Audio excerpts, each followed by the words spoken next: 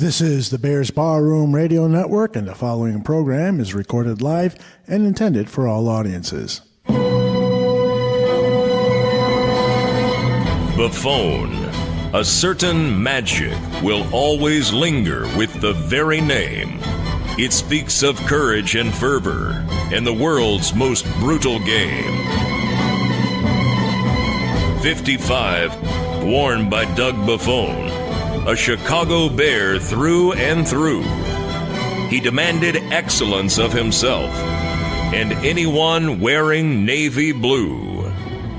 You tell me what's going on. This is moronic. We're going to get our whipped all the way down the line. I want somebody to get kicked in the and get out there and play. You're getting paid to play this game. I'm playing right. I don't mind you getting beat. I got my whipped many times. But I tell you, I took somebody down with me. You are a professional team. Act like one, for God's sakes. Football fans, this is Buffone 55. The John Buffone Show.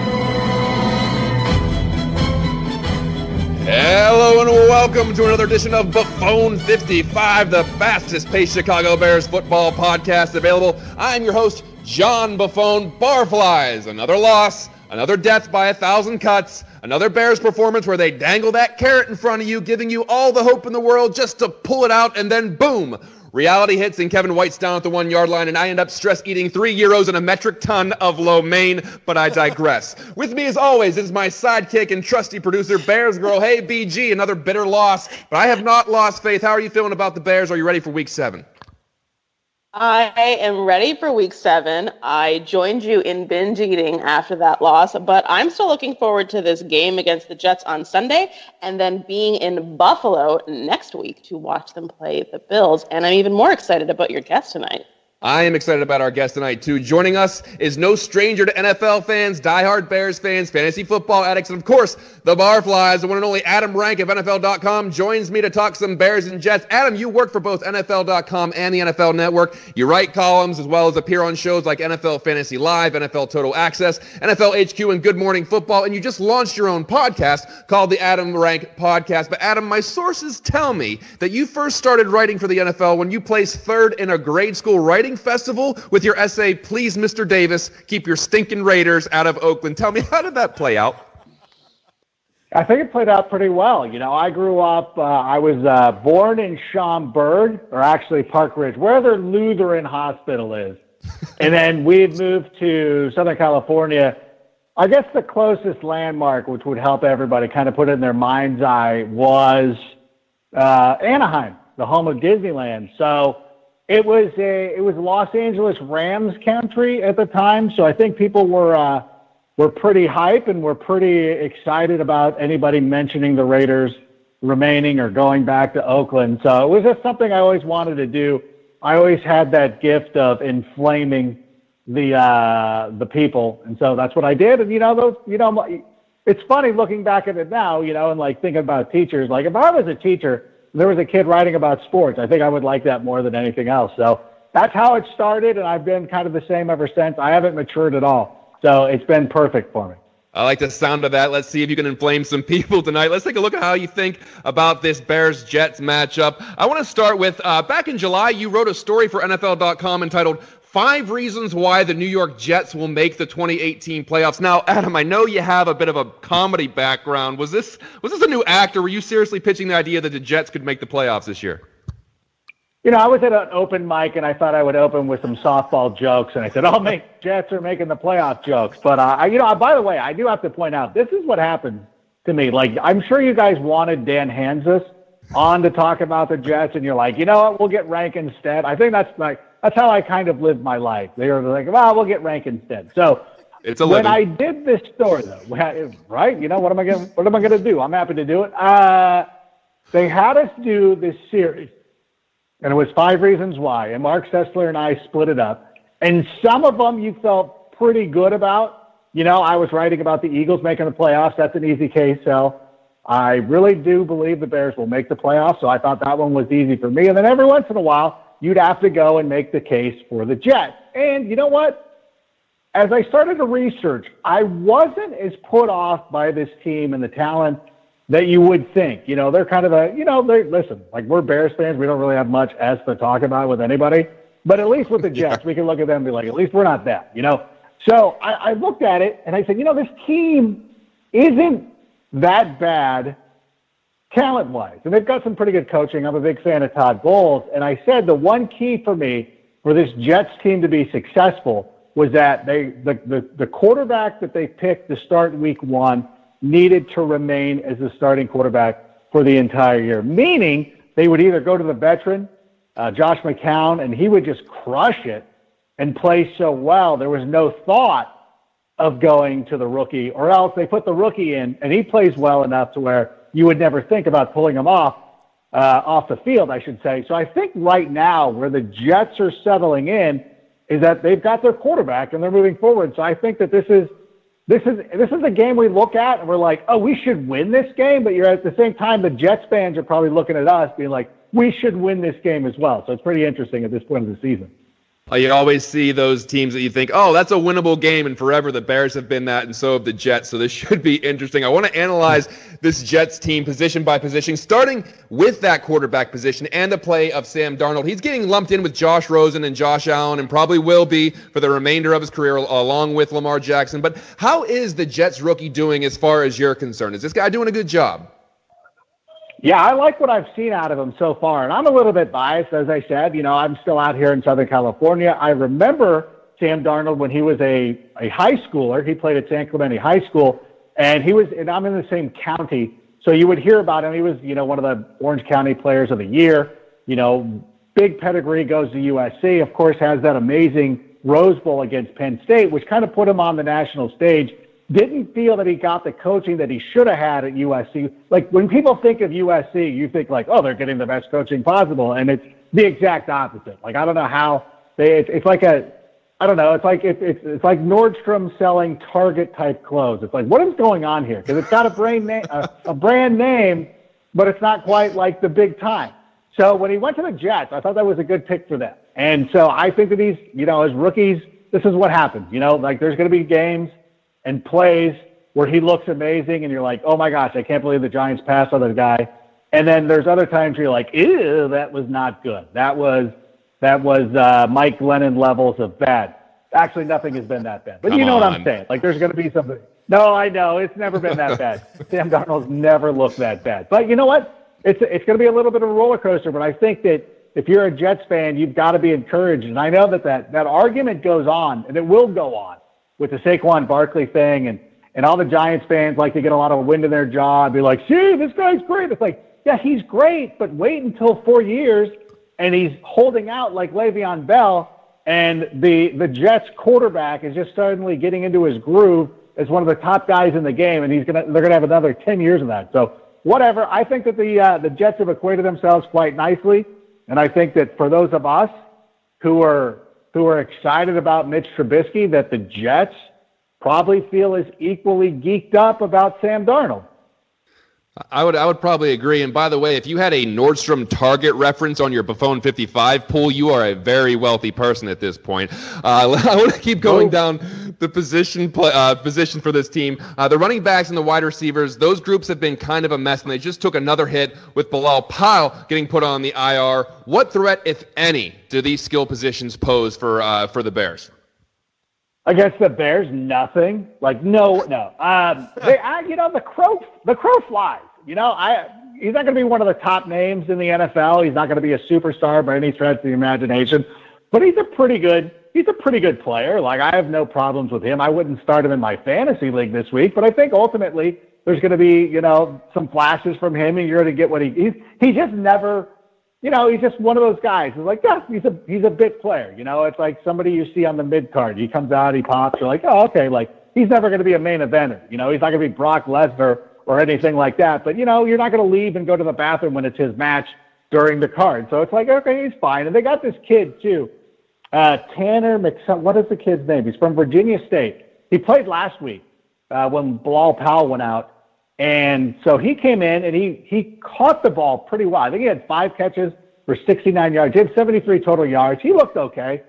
They got the Chris Herndon at the tight end position, 4th round pick they had out of Miami, and he's shown some flashes. he's got a little bit of chemistry going with Sam Darnold, and the receiving corps has been kind of banged up with Quincy Enunwa. He's been banged up. I don't think he's going to be playing. They had Jermaine Kearse in there last week, and everybody was like, oh, watch out for Jermaine Kearse out of the slot. Like, that's where Sam Darnold likes to go. And he's like, yeah, whatever, bros. I'm going to go to Herndon. And then Robbie Anderson's kind of, good and he's bad. He's in and he's out. He's like that Katy Perry song. He's in and he's out, and you can't see makeup, whatever it is. He's hot and he's cold. So he's hot and he's cold, So there's some talent there. Like I don't think that if you were doing a comparison straight up between the Bears skill players and the Jets skill players, like obviously the Bears have better skill players, and that's one thing I wish people would start to recognize. Like, quit acting like it's a surprise when you're like, it's not like the Bears have. I'm like, what are you talking about? Like, the Bears have a lot of good players, but I think the Jets are in a somewhat similar spot, but like a low, like they're down a little bit lower. They're not quite to that level. Like the Bears skill players are Portillo's, and the Jets are kind of like, it's a shop that's similar, but not quite as good. Well, yeah, just kind of bargain hunting. So you're big into the fantasy game. If I'm a guy who says I'm going to start a Jet this week, let's say I lost a bet and I have to pay up by starting a Jet in fantasy football this week. Who do I start, or who do I settle on? I would go with the tight end, Chris Herndon. That would be my guy. He's flashed a couple of weeks. He scored touchdowns in consecutive games, and he's got some talent. I think he's going to end up being a pretty good asset for them. I like their guys. I don't want to start one of their running backs, and I would start that rookie, again, out of Virginia State. I feel so unprofessional that I have forgotten his name, but I've been sitting there grinding all day. You don't have to. You know what? Let them do the work. You just type in rookie Virginia State. They'll figure it out. It'll be fine. You know who it is. You'll get it. You guys know it. Tanner McStuffin, like whatever. Like you knew. Like you watched them. It's always the weird thing too. It's like when you see players like that. Because I always get scared when a guy flashes like that, and you're like, why do I not know this guy? Like, how have I never seen him? And then you see like, oh, Virginia State, of course. Because normally, like even the most obscure players, like you see Josh Ferguson or something, you're like, oh, I remember him playing at Illinois or whatever it is. Like you always have that something to draw off of. And that's the problem too, because those games, those ESPN2 games come on out here at 9 a.m. And I always get infatuated with guys like Josh Ferguson. And it always ends up costing me in fantasy. I'm like, no, this guy's good. I saw him smoke Purdue, and then all of a sudden he goes to the NFL and does nothing. But whatever. That's another story for another day. You know, you get enamored by some of these low position or low level talents, and you just gotta keep riding them until you die with them. But we're talking to Adam Rank of NFL.com and NFL Network here on Buffone 55. Adam, other than the positions we talked about, the offensive line has been healthy. Kelvin Beachum, James Carpenter, Spencer Long, Brian Winters, Brandon Shell. They've played all 7 games together this season. Are the Jets seeing this unit get better week to week? And does it even matter if the skill position players aren't making plays behind them?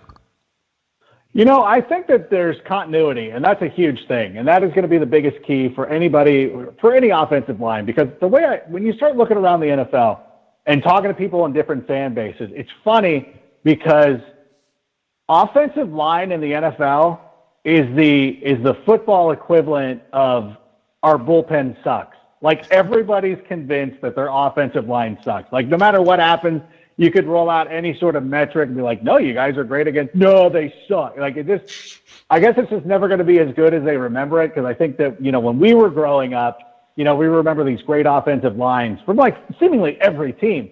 So you kind of have that, in your mind. But now these guys don't practice as much. They're smaller. They run more spread concepts. So you don't see teams out there running the counter tray or doing whatever they're doing and just mauling people like they used to. So everybody thinks that the line sucks. But I believe that any time that you can get some continuity and you're not out there getting your quarterback killed, like you see that, like the Seahawks had a problem with that. The Arizona Cardinals have a problem with that. The Jets don't have a problem with that. They can run.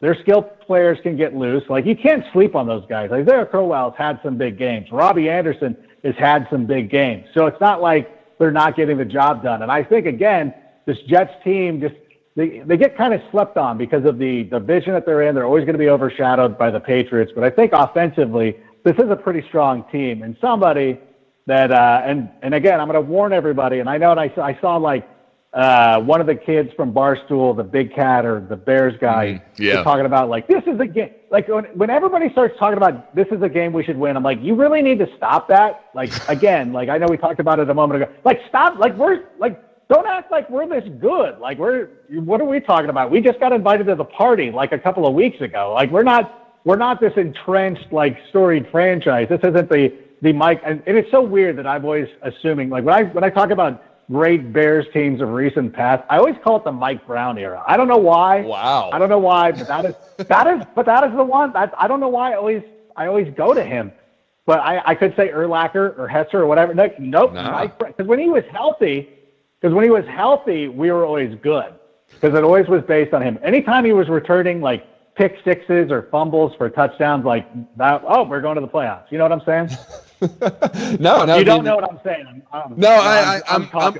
I'm trying. And I remember, I mean, Mike Brown was a great player. I don't remember, I just never referenced him as the old Mike Brown Bears. But, you got it's a new thing. Maybe it's a thing. It could catch fire. Hey, Bears girl, we got any action going on in the chat room? I'm sure some people have some questions.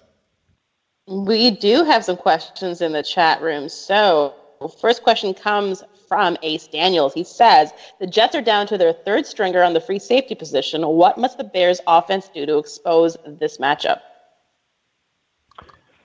Yeah, I really have been impressed. I know a lot of people are not quite as enamored with certain parts of what the Bears have been able to do offensively, but I really like the way they've attacked the opposing teams. I think that when we've seen Mitch Trubisky's little breakout going back to that Tampa Bay game, is that his air yards have been pretty good, where he's averaging over 10 air yards per pass, which means he's not afraid to go downfield. And I know you can watch it, especially against New England. You saw it. Like, he makes some plays that you're like, why are you making this throw? But you know what? They're well designed, and I think that it's going to be a certain bit of just getting comfortable and getting more accustomed to those throws and everything like that. So I do like the way we match up, and I do think too. One of the things that I would like to see, and I noticed by pulling up the next-gen stats, and I know this isn't a direct reflection of going after a free safety, but the usage with Jordan Howard has been too crumpled. Like if it's an accordion, it's when the accordion is your fists are almost touching like that. They need to spread out, or at least let Jordan Howard run to the outside a little bit and kind of keep that spread flow and then be able to attack them later. I think that, I don't know if Nagy's just trying to slow play everything, but they really need to start working on that, because everything else, especially getting the ball to the tight end down the field and everything like that, I think they've done a really nice job of that. It's weird because when you look at it, when you think of how good the defense played in week 1 and week 2 and everything like that, if you had that week 1 defense with the offense that they're currently running, I think that this team would be close to unstoppable. What's our fantasy question? We got to get to the fantasy stuff, the important stuff, They want to know, are there any Chicago Bears players worth starting in fantasy this week against the Jets? And is Adam Shaheen a sneaky pickup in a week or two, or is that just a nutty idea? No, I like the idea of picking up Shaheen, because when you look at the tight end position, you're really scrambling. A lot of people are really scrambling to find anybody to play, and there's not a lot of great options. Herndon was a guy who we talked about moments ago, but somebody who I started picking up because, you're hoping for a flash, and we got lucky on that. But there's other times too, because like CJ Uzama is somebody from the Bengals who everybody's picking up and trying to play and trying to make him a thing, and it hasn't quite translated as of yet with consistency or anything like that. But everybody's trying to make CJ a thing. They're trying to get OJ Howard over as well. So I don't think it's a terrible idea. If you can store an extra tight end on your bench, then fine, go ahead and do that. I don't like to carry too many tight ends. But as far as the rest of the Bears options go, I truly believe that Trey Burton has broke through, and we're going to see a pretty good level of consistency from him going forward. Tarik Cohen, excuse me. Oh, that was blasphemous of me. Are you guys still there? Did you hang up? Like, I literally would have hung up on me. Just what did you say? You know your way out. You can go ahead, show yourself. Oh my gosh, listen, I got to cover the national teams, and everybody's got a bunch of wind in their jaw about the Chiefs. So I always have them. at the top of mind. But Cohen's been playing great. And it's so funny because people try to irk me, because obviously I'm a big Jordan Howard guy. And they try to irk me by like, hey, like Tarik Cohen's playing well. I'm like, why would you think I'm mad at that? Like, I'm happy that he's great. Like this, it only benefits me. Like, I have him on fantasy teams. Like, it's great. And I like everything that we've seen out of him over the last couple of weeks. I think he scored 31 points over the last 2 weeks. I know he's somewhere around running back 8 over the last couple of weeks. I do believe that he's getting a lot more of the routes than what Jordan Howard was seeing earlier in the season. But again, I still feel like Howard's a big part of this offense. He's still getting 54% of the snaps, Howard is.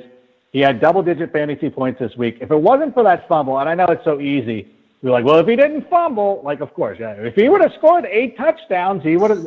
But when you look at it against the Dolphins, if he doesn't fumble on the goal line, he goes in, then that's an 8-point swing right there in fantasy. And it also would have won the game for us. Also that, and also when you talk about how good Cohen is, as I always have to bring up, like, hey, remember when Kiko Alonso, like, ran through Trey Burton and they called a flag on him for having the audacity of having that stupid linebacker for the Dolphins, Kiko Alonso, run through. Like, Alonso initiated the contact. Like, why is that a penalty why are you so hyper to call a penalty? That was a great play. That was a great design. And Cohen should have scored a touchdown, but that's not what we're talking about right now.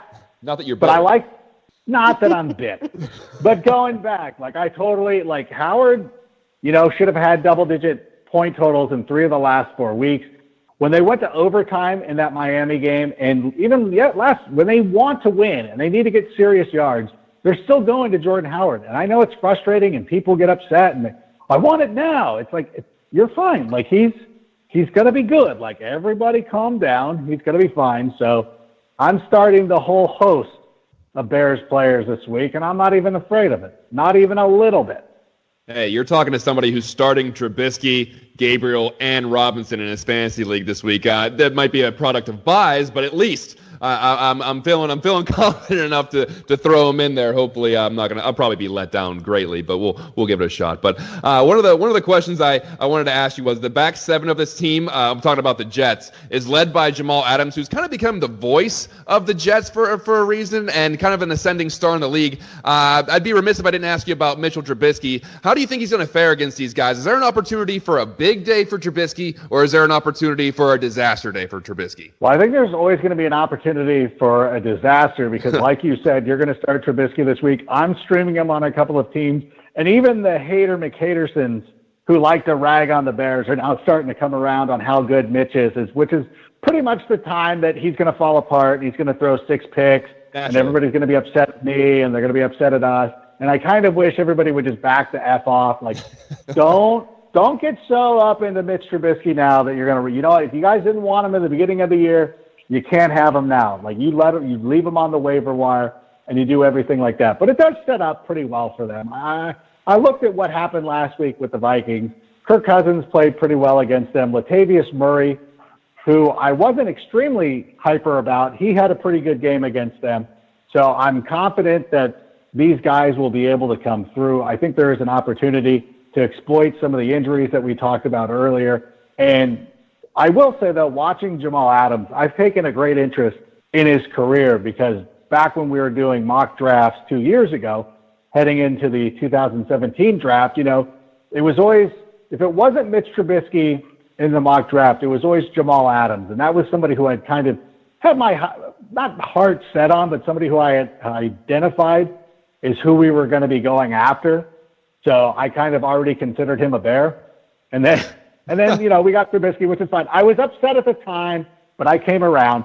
And so I've watched him with great interest and have been really impressed with the way he's conducted himself as a leader on the field, the way he plays. It's unquestioned that this guy is going to be one of the stars in the league in the not too distant future if he isn't already. So it's going to be tough. And it's funny that, just 3 wins is all of a sudden made Bears fans, feel like, well, we should win this. No, we're in the same boat. Like, we're in a very similar boat. Like, it's not quite the Spider-Man pointing gift, but it's something close to that. So I think there's some things that we can take advantage of, but you know what? we got to go out and play a little bit better, and they got to just get better at closing out games and winning games that they should win. You know, you could look at that New England game and realize, you know, that's a team that's been doing it for a long time. My mind can process that, but at the same time, we're still the same team that went out and lost to Brock Osweiler, and I don't care if that guy owns us or anything like that. There's no excuse for it. So let's calm down on the we should win, but we should also be hopeful because this team is talented and they've got the nice pieces. They just got to start putting it together on a more consistent basis. Yeah, it's amazing what a win over Arizona and Tampa Bay can do for a fan base. Before we ask for Adam's prediction about this game, Bears Joe, we can take one more question out of the chat room. What do we got? Yeah, we got Michael420 from TickSplits.com in the chat room, and he wants to know your thoughts, Adam, on whether the Bears need to sit Mack so he can heal. Yeah, that's an interesting question. You know, you kind of look at the way some of these other teams are handling their players who are dealing with injuries, like Fournette being injured with the Jags, and the way that Minnesota's handled Dalvin Cook. And you wonder if the Bears would just be better off to let him go and take at least a week or two. And again, I would go into this game and see how he's able to perform, because this has now been lingering for a couple of weeks now. And if we're not getting the opportunities on defense to create turnovers and do the things that made him a clear-cut MVP candidate in the first couple of weeks in the season, then it's probably going to behoove us in the long run to sit him down. You know, it's, again, not that you would take these games for granted and think that, well, we should win these games even without Mack. It's that you still want him at 100% as opposed to, you know, what we've been getting over the last couple of weeks. I do think the Patriots game was more the Patriots being able to game plan him out of it, but hopefully Fangio has got something figured out and he can get back to his dominant self that we saw in the early part of the season. Otherwise, it might be time to let him go out and get healthy and get everybody back on track. Yeah, I'm going to talk about that later on. I have some pretty strong opinions about whether or not the best player on your defense should be in the game if he's able to go on there. That's kind of a teaser of what my opinion is going to be on that. But Adam, before we let you go, can we get your final score prediction? And by the way, please let our listeners know how they can find you on social media and how they can tune in and when they can tune in to see you on NFL Network. Oh my gosh, so many plugs to get through. Let's see. You can find me on Twitter at Adam Rank, Instagram at Adam Rank NFL, and then Facebook at Adam Rank. I know it's so confusing. There's a kid squatting on Adam Rank on Instagram and won't even answer my request. Like, what a D! Like, just holding out, man. Holding out. It's the worst. But it is the worst. But you can find me on that. You can find me on the NFL Network. Good Morning Football weekend, Saturday and Sunday. NFL Fantasy Live. Pretty much every day except for Tuesday. So don't bother tuning in on Tuesday. It's not worth it if I'm not there. Right? Thursday, TNF First Look. They don't let me on Total Access anymore, which is fine. Like, let them be that way. You have other people on and not me. You didn't want to be on it anyway. I don't want to be on it anyways. And I do have a podcast, the Adam Rank Podcast, which is mostly focused on fantasy this time of the year. But you know what? I'm sitting there yucking it up, talking about other things. You listened to my style here earlier or this evening, like I'm raving like a crackhead on talking about who God knows what. But whatever. It's all a lot of fun, and that's how you can find me. And my phone number is 84. No, I'm. No. Adam, what's your MySpace? Anything else you need to throw out there? You can find me on Friendster. Oh, man. Oh, you are beating yourself, my friend. I know. What's your ICQ or Yahoo Messenger? Anything else you got on there? Yeah, you can find me on Slack actually, Slack's kind of cool, but whatever. No, we're on Slack. We like Slack. Outside of anybody in my company, I don't even know how you set up Slack or anything. Well, whatever. That's neither here nor there. Some things are better left. Those are all the points. Adam, before we kick you out of here, what's your final score prediction for Jets Bears? Well, I think either the Bears or Jets are going to win this game, so I think I'm pretty comfortable. No, joining us. I say the Bears figure out a way and pull out a closer victory, 27-23. We all go home happy. We're 4-3, and then we can go walk around and act like, oh, we should beat the Bills for sure. So that's what I'm sticking to right now, and nobody's going to talk me out of it. Well, he's a man of convictions. Adam Rank of NFL.com and NFL Network. Thank you so much for being on with us. We hope to talk to you again sometime. Oh, the pleasure was all on this side of the phone, and I apologize to everybody in the Bears bar room who had to endure that last half hour. I'm very sorry. They love you. Bye, Adam. Bye. All right, it's halftime, Bears girl. You know what that means. Tell the people what's going to happen. All right, so let's remind our listeners how this part of the show works. I'm going to ask you 5 questions about our beloved Chicago Bears, and you're going to have all but 55 seconds to respond. The reason you've picked 55 seconds is as a tribute to your uncle, Doug Buffone, who wore number 55 for his 15 seasons playing with the Chicago Bears. At the end of 55 seconds, you're going to hear a whistle, at which time you can start to wrap up your response. John, are you ready for question number 1? I am prepared. Let's do this. So question number 1 is all about Khalil Mack. He's got a streak of 70 consecutive starts, and he's very proud of that streak. But there are some, including our guest Adam Rank, who will say that Mack's ankle will not be 100% until he's given some rest. We know that Jets quarterback Sam Darnold is having rookie issue. He's completed only 40% of his 42 pass attempts last week and was intercepted 3 times.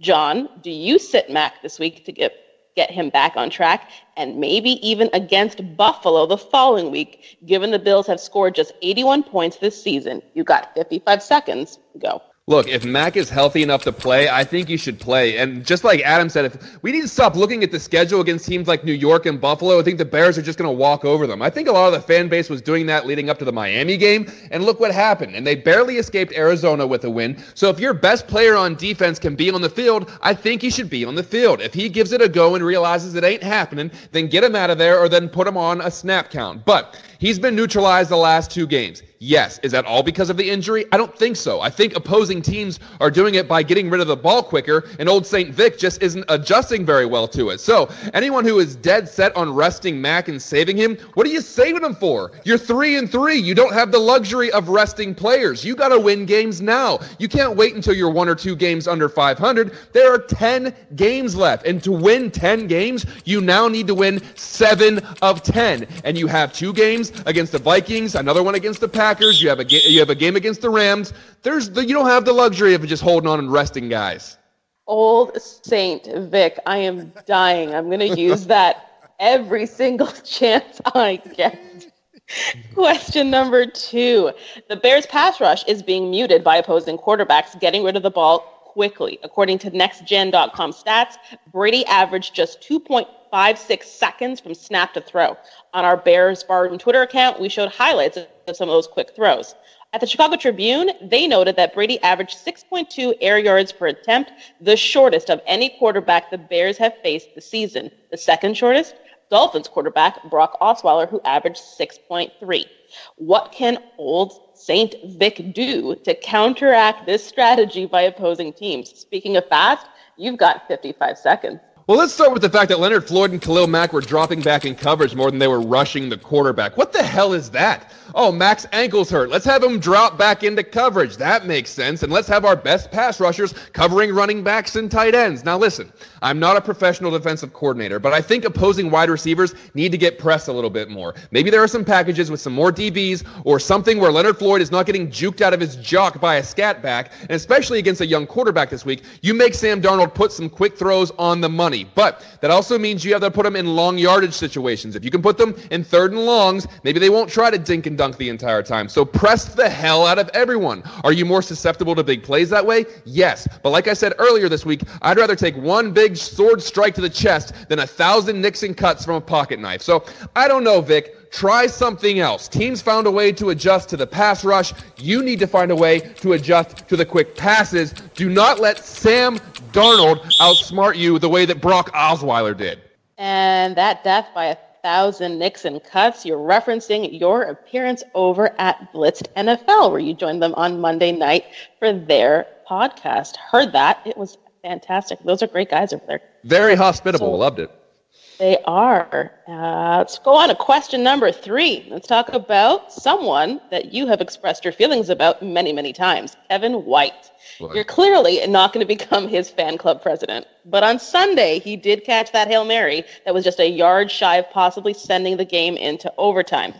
With Robinson's status iffy because of his groin injury, Is it time to increase White's snaps and targets? He did have 20 snap counts on Sunday and was targeted twice on pass attempts, and although he caught both, one was nullified by a penalty.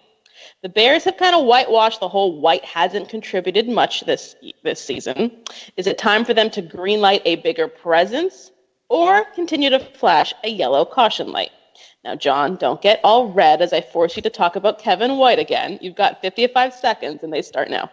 Well, anyone that has listened to my show knows my feelings about Kevin White. As far as I'm concerned, the guy is as good as gone after this year. But do I think he should be getting more snaps than Josh Bellamy? Yes. I'd probably take Devin Aramashudu over Josh Bellamy right now. There's a name for you. I'd be more towards playing Javon Wims right now, to be honest with you. Let's see what this kid has. Big 6'4" frame, showed a lot of promise in the preseason. Kevin White truthers love that Hail Mary catch. They're like, see, put him in the game, and this is what he does. He's a playmaker. He has elite talent. That play was the epitome of Kevin White. Highly talented, zero results. But if Robinson is a no-go or he's limited, at the very least, I guess you got to get White involved. To be honest with you, I'd probably take Kevin White in a 2 tight end set over Deion Sims right now. I would substitute anybody for Deion Sims right now, but I'm under the impression that the Kevin White experiment is all but over in Chicago. If they really wanted to see what they had and if he was worth keeping around, he'd probably be getting a lot more playing time. Maybe we see that in the next stretch of games, but I'm more interested to see what Javon Wims brings to the table, so keep flashing that yellow light aggressively on Kevin White. Have you been following all of the trades that have been happening across the NFL this past week, John? Kind of wild. Well, the next time we're going to talk and do a show, that deadline will have passed as it's next Tuesday, October 30th. So I want to talk to you about some trades. Let's have some fun and do a rapid fire round. All right. I'm going to pose a series of trade scenarios for you. You get to play Bears general manager, but we're going to do something a little different. Your uncle played for 15 seasons, so I'm only going to give you 15 seconds to respond to these trade scenarios. Are you ready, GM Buffone? This is going to be tough. Let's do it. Trade number 1, Steelers running back Le'Veon Bell seemed like the perfect running back for a Matt Nagy offense. Are you interested in Bell, and would you trade him straight up for Jordan Howard?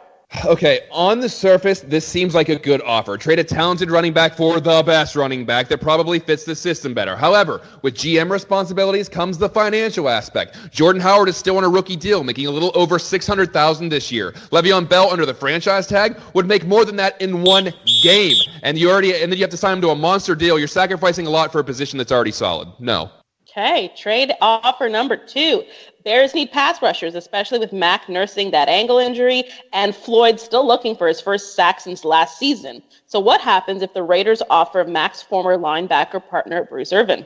The Raiders are rebuilding and need a wide receiver. They want Javon Wims. Irvin for Wims. What do you say? I mean, we're talking about a 30-year-old pass rusher making $8 million a year for a 24-year-old receiver that's basically getting paid in popcorn shrimp. So Irvin's stats haven't been eye-popping. 6 combined tackles, 3 sacks. I know the Raiders' D is bad, but you have to pay him this year and next year. Now, I'll take a chance with Wims and see that he turns into a value with his contract rather than get desperate for a guy who's playing off of his name and past success. Food is always on your mind, isn't it, John? I mean, that's a lot of popcorn shrimp. Trade scenario number 3. Staying with pass rushers, Hassan Reddick was with the Arizona Cardinals' 13th overall pick of the 2016 draft, but he's not delivered the results expected, only 4.5 sacks in his pro career in limited playing time. Do you take a chance on him and the Cardinals' 5th-round pick for the Bears' 3rd-round pick in 2019? Well, this one I might do. The kid just turned 24, and if you said I could use a 3rd-rounder on someone with the talent level of Reddick and I get a 5th-rounder back, I'd do it. Probably fits well in the Bears' defensive system. He's about 6'2", 235 pounds, runs a 4.5 40. Get him in with veterans like Khalil Mack and Danny Trevathan and learn what it means to be a professional, and maybe you get yourself a steal. So as far as I'm concerned, this would be a low-risk, high-reward because you're not giving up a lot of draft capital. Okay, trade scenario number 4. Another pass rusher could be on the market. Dante Fowler Jr. of the Jags. This 24-year-old has had a troubled career, but maybe a new scene might help. Would you send a 2019 4th-round pick and a conditional late-round pick in 2020 for Dante? Well, if they got him, he certainly wouldn't be the worst Fowler the Bears had on their roster this season. Sorry, Benny. Another guy that is only 24 years old, loads of talent coming out of Florida, but he's marred with some injuries, legal troubles, has been suspended, and he'll be a free agent after this year. So you're giving up multiple picks for possibly just 10 games of Fowler. No, I'm going to pass on that one. The talent's there. Maybe a couple years I kick myself for not giving up a 4th, but this seems like there's a lot more risk than reward than there was with Reddick. All right, last one. Trade scenario number 5. Safety Eddie Jackson has had 2 dreadful back-to-back games tackling. Draft Dr. Phil on BHL said, bench him. He was less than impressed with what was being said about him on Twitter after the game and put out some questionable tweets. What about trading him straight up to the Raiders for former 2016 first-round pick Carl Joseph? He's fallen out of favor with Gruden. What do you say? You see, trades are very difficult to pay off immediately mid-season in the NFL. You bring in a guy that wants to be a starter, but he has to learn the system, learn the calls, the terminology, the assignments. That could take a month, which is 4 games. This isn't Madden where you plug a guy in who's 90 overall and he automatically makes your team better. If you think Joseph's your long-term guy, maybe, but if you believe you are legitimately a playoff team right now, you don't trade your starting safety for a guy that won't be up to speed for a month. And the guy's barely played this season, so how much time does he really need to get back in the swing of things? I'm going to pass on that one. Interesting trade scenarios, and we got some chat room conversation. Harp4803 says Bears are not in a position to make moves, limited financial draft capital. And Shane, the smartest man in the bar room, is in the chat room, and he says the Bears don't have limited financial capital. The cap is extremely fluid, and draft capital is absolutely low. Move on to your... I kind of agree with that, but as far as giving up multiple picks for maybe a rental player that might not play that well, I'll pass on that. Let's move on to the final question, which actually isn't a question because it's time for your pep talk, John.